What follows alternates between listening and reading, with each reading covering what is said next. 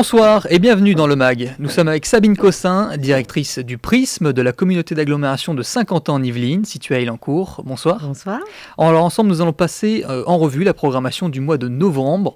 Programme chargé avec 7 spectacles différents. Et du 4 au 7 novembre, eh bien, c'est un peu compliqué d'être l'origine du monde. Oui, c'est un beau titre, non ? Un peu étrange et un peu mystérieux. Alors en fait, il n'y a pas de mystère. Il y a seulement la volonté de 3 jeunes comédiennes, puisqu'elles ont entre 30 et 35 ans, dont 2, elles sont toutes mamans, et dont 2 très récemment mamans. Et dans tout ce chemin qui était nécessaire, entre la maternité, ce métier d'artiste qui est difficile, elles ont eu une sorte d'urgence, et il a fallu qu'elles accouchent également d'un spectacle, peu de temps après leur propre accouchement, pour dire que tout ce qu'elles avaient envie de dire sur le fait que c'est une merveilleuse aventure, mais que c'est très compliqué dans le milieu du spectacle, c'est très compliqué de continuer à faire son métier. Donc voilà, une écriture qui a été faite collectivement, une mise en scène avec un regard extérieur de Claire Fretel, donc c'est Tiffaine Gentillot et Chloé Oliveres qui sont les 2 comédiennes. Donc il y a des choses douces, tendres, vécues, qui peuvent être dures, un peu sociétales, qui sont abordées dans un jeu qui est exigeant parce qu'elles souhaitent en faire rire. Alors on approche une forme un peu café-théâtre, donc on en a une forme un peu dérisoire de tout ce qu'elle raconte. C'est un spectacle à pas monter, on a 4 représentations et ça fait partie également d'un soutien à la création féminine, puisque le Prisme est engagé dans un souci de parité dans l'art et la culture entre les hommes et les femmes, et donc de remonter, de donner des coups de pouce aux femmes pour qu'elles aient plus de facilité à produire et à diffuser. C'est une pièce à découvrir du 4 au 7 novembre.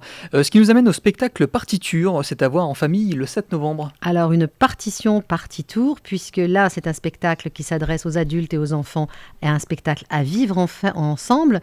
C'est une programmation qui est dans nos artistes européens, puisqu'on s'attache à montrer les types de créations que certaines compagnies européennes font. Là c'est une Croate, Ivana Müller, et qui propose en fait pour une trentaine de personnes pendant une trentaine de minutes de pouvoir faire une expérience dansée ensemble, mais avec un casque sur les oreilles qui diffuse évidemment à la fois de la musique et à la fois des consignes. Original, exactement. Partiture, c'est le titre du spectacle et c'est à partir de 6 ans. Le 10 novembre, place au Los Angeles Dance Project sur la scène du Prisme. Alors c'est un très beau spectacle de danse. L'APD, la Los Angeles Project Dance, est dirigé par Benjamin Millepied. Benjamin Millepied, c'est le jeune qui monte, l'enfant chéri de tout le monde, qui est un danseur classique, qui lève un peu le pied parce que maintenant il est contemporain. Il commence à avoir l'âge de passer depuis déjà un moment de toute manière en chorégraphie, mais c'est surtout qu'il a pris la direction artistique de l'Opéra de Paris. Et donc, voilà, c'est son activité en France, donc c'est important. Et il a toujours eu, ça fait déjà 5 ou 6 années qu'il a sa compagnie Los Angeles Dance Project. Et dans cette compagnie, donc c'est des danseurs, on va dire, néoclassiques, ils ont une grosse formation. Et il invite des danseurs de référence, notamment comme William Forsythe, et aussi de jeunes danseurs comme Justin Peck, qui eux sont des compositeurs de danse contemporaine, voilà. Et ces danseurs interprètent, donc il y aura 3 pièces, une pièce de Benjamin Millepied, une pièce de William Forsythe et une pièce de Justin Peck, ce jeune chorégraphe, avec lequel d'ailleurs il travaillera également à l'Opéra de Paris. Et c'est le 10 novembre à partir de 16 €. Une rencontre entre l'Afrique et l'Amérique le 14 novembre, puisque le Prisme accueille Roberto Fonseca et Fatoumata Diawara. Absolument, ils arriveront au Prisme juste après leur concert à la Villette. Donc on en est très fiers et très contents.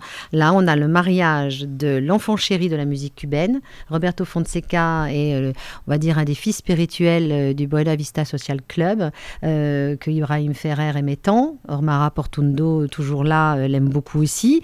Donc il les incarne aujourd'hui. Il incarne cette musique. Et Fatoumata Diawara, elle est malienne.